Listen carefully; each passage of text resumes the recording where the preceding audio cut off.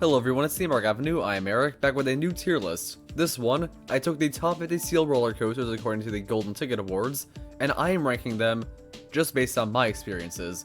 It'll be interesting to see how a list that was made by hundreds, thousands of people compares to a list from one person. Now, first of all, I have a haven't ridden tier here, and there are 15 roller coasters, mostly the Europe ones like Zadra and Expedition GeForce, but also Phantom's Revenge and Pantheon. That one was closed when I went to the park. So with that out of the way, let's begin. First up here we have Behemoth at Canada's Wonderland. And while I may end up reorganizing tiers by the end, for the meantime I think Behemoth is an A tier roller coaster. It's not best of the best, but I love B&M Hypers, and that's one of the better B&M Hypers, so it earns a great spot. Maverick at Cedar Point. Maverick is a top 20 roller coaster, probably top 15 for me, so I'll be putting it in the S tier. It is an elite roller coaster for sure, amazing ride, one of the best launch coasters, even better at night, definitely deserves a spot. Now for another S tier, Millennium Force. I know many would not put it this high, and everyone's confused as to how it's top 3 in the Golden Ticket Awards every year, but for me, it earned top 3. It's a great ride, underrated, with awesome airtime, the best first drop of any roller coaster, and the speed is held amazingly. Next up is Superman the Ride at Six Flags New England. I think Superman the Ride is also S tier. It is in my top 10. It is the perfect hypercoaster. It's only slightly held back by restraints to an extent, but those are not really bad, so I will be giving Superman the Ride S tier as well. Now we have Magnum XL 200, and next to the rest of these, I think Magnum is C tier. Magnum is a very good ride. At its best, it's B tier or A tier for sure, but it can give some downright painful experiences. And I hear there's the magic seat and all, and I've had the magic seat. I don't love the magic seat. I've had other seats I prefer a lot more.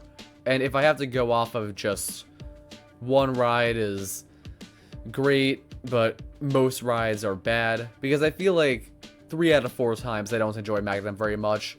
Even though all the rides on here are at least decent, I'm pretty sure. I haven't gotten through the whole list yet. I think Magnum is bottom tier of these. Next up is Apollo's Chariot at Busch Gardens Williamsburg. And that one's not too far off from C tier, honestly. But I'm going to give it B tier. The setting is wonderful. The ride is smooth and enjoyable. Though it isn't one of the best B&M Hypers. In fact, it's probably the worst. What's next here? Intimidator 305. While many would immediately put it in the S tier, I'm going A tier for this one. I think it's an awesome ride. It's intense, it's got its great moments, but it's easier to fault than the S tier ones for me, and it's less fun overall. Now we have Riddler Mindbender at Six Flags Over Georgia. That is an easy C tier, well below Magnum right now. It's poorly paced, it's somewhat rough, not that enjoyable. It's a mid-tier to low-tier Schwarzkopf coaster right now. And now, staying with Six Flags Over Georgia, Goliath. Goliath is better than Behemoth, and I'm going to put it a spot above I-305 for the top of A tier right now, as it is such a well-crafted hypercoaster, mixing in great floater with the intense helix, with a surprising ejector at the end. Definitely one of the best B&M Hypers out there, and that model is full of bangers. Banshee at Kings Island. Very tough. I feel like it's probably in the same tier, sadly, as Apollo's Chariot. It's a close to amazing ride. I think it's awesome. I think it does rank a little lower than a good amount of coasters, though. It's probably in my top 50, and of course most of the rides on here are some of the best coasters out there, so it makes sense that some great ones are going to be in the lower tiers. But while I could foresee this going up to A by the end of this list, for now it's going to be B tier. Candymonium. That one's in between, but I'm going to give it the A tier, as it was right around my top 25 at the end of last year, and right now, top 50 is a given, top 40 is still very likely, so I think it's good enough that I'll give it the A tier. And now we have Orion, or Orion as I've heard some call it. So Orion is going to go at top of A tier right now. I think it's a cut above Goliath, for the amazing first drop and spectacular speed hill, and the rest of it being your typical Giga Coaster fare, which means it's an amazing elite ride. And now we have Sky Rush. Oh boy. Okay. B or C tier here. Like, on one hand, I feel like Skyrush is well below Banshee for me, because, I'm sorry, those restraints do take away, and the ride's really not that intense. But also, it's definitely a cut above Magnum. I'm very torn here. For now, I'll put it in B tier. But maybe by the end of this, it'll seem like every other B tier ride is way better. Speaking of rides, I guess, because of course we are, Diamondback. Diamondback, I would put one spot above its Kings Island counterpart, Orion. I think it is the best of B&M Hypers, a well-rounded experience, and an absolute blast. Moving to another B&M invert, Montu. Montu's one spot above Banshee, below Banshee for me, basically, so I think B tier is right, but, oh man. Banshee and Montu in the same tier as Skyrush seems so weird to me. I'm not gonna move Skyrush down yet, but I'm really close. Moving on, Iron Rattler at Six Flags Fiesta Texas. Amazing RMC hybrid. I would take it probably above Superman even, so that's an S tier. Amazing RMC for sure. Now we got Fury 325. That is the best roller coaster to appear on the list yet. Definite S tier. Even a cut above Millennium Force. Making it one of my favorite roller coasters in the world, for sure. Speaking of favorites in the world, next is Iron Gwazi. Another S tier.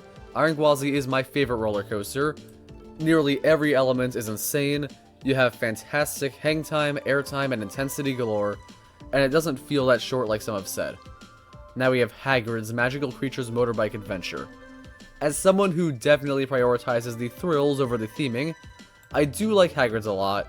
It's enjoyable, but it's definitely going to be below Skyrush.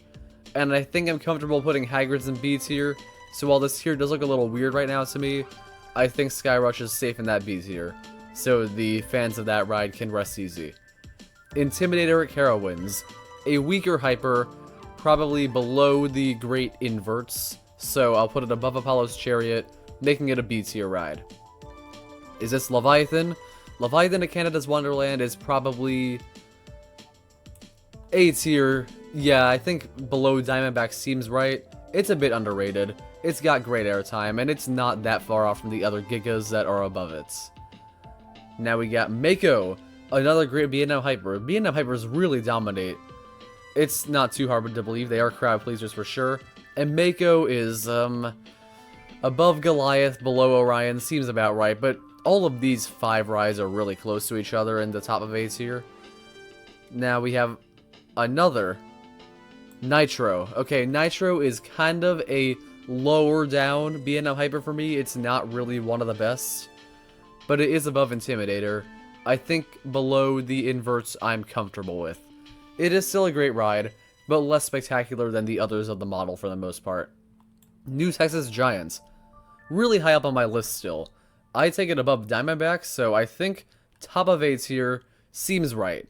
It's not quite in that S tier, but it is an underrated ride with a great length, great airtime, great intensity, and it does not need inversions to be awesome. And now we have Raging Bull. A underrated ride. I think it is a very fun experience. It's very long, and it feels kind of unique in the way that it's just going around this layout. It's not the most forceful, but it's pure fun. And it is one of the better hypercoasters. So I think, even though it is below a good amount, I think I'll put it right here. Maybe above I-305 because it's been a little longer since I-305 and I can't more accurately judge it. I'll leave it here for now. Wicked Cyclone. Wicked Cyclone is definitely below New Texas Giant for me. It's a tad overrated because in my experience, that final third does drag a bit more, and the ride's not as strong to compensate. But A tier, good. Shockwave at Six Flags Over Texas. I'm surprised the Schwarzkopfs are making this list, honestly, but this is definitely above Riddler Mindbender. Now, next to Magnum, they're very close, very different rides. Shockwave is less flawed, but also less spectacular at its best. But I think I'll put Shockwave at top of C tier for now. Steel Vengeance, certainly an S tier. It's below Iron Gwazi a little bit for me, because recent rides did lead to Iron Gwazi seeming better, but it's above all the other Gigas and Hypers, and it is certainly my number 2 coaster in the world. Now, Time Traveler at Silver Dollar City. Not really something I'd have in my top 50, I must say. I think I would say the experience for the awesome hang time and unique experience is above Skyrush, but it's not above the B&M Hypers. I'll put it above Apollo's Chariot, but that's it. Twisted Colossus.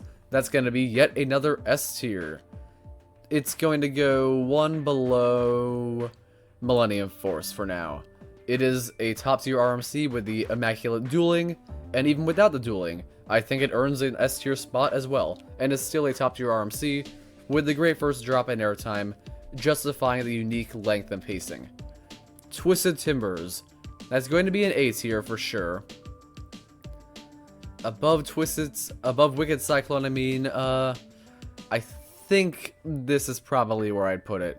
Might move it above New Texas Giants. For now, I'm gonna say no.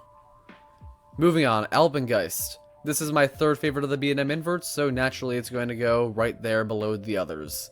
I think Nitro is pretty close, but I will give Alpengeist that edge. Velocicoaster. Ridden this one fairly recently, and it is above Twisted Colossus for me, but I don't love it quite as much as Millennium Force. So, a good S tier spot, but not the number one. Now, Whizzer at Six Flags Great America. A very nice family coaster. It's charming, it's enjoyable, there's nothing wrong with it, but I would not put it any higher than bottom of C tier. It would not be anywhere near my top 50.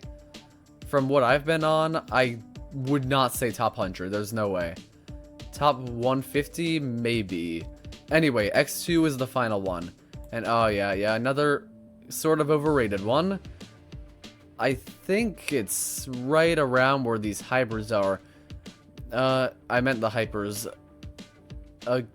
Gee, this is tough. It's above Time Traveler, I'd say. I'll put it above Intimidator. I'll put it in between the inverts and the hypers. So that is the full list. In the S tier we have, of course, my favorite rides. Pretty much my entire favorite list is here. There are some that are missing, but very good list. And then A tier, you have plenty of other amazing rides that are all top 40 roller coasters for sure. And in the B tier, you have other great rides ranging from probably top 50 to top 100, but not really that much higher. And then rides that, by all means, I don't see being in Amusement Today when the sentimental value wears off. Anyway, thank you for watching. Hope you enjoyed this video. Comment down below your favorite roller coasters and what you think about this tier list. And check out the tier list in the template below. Subscribe for more theme park content. I'll see you next time.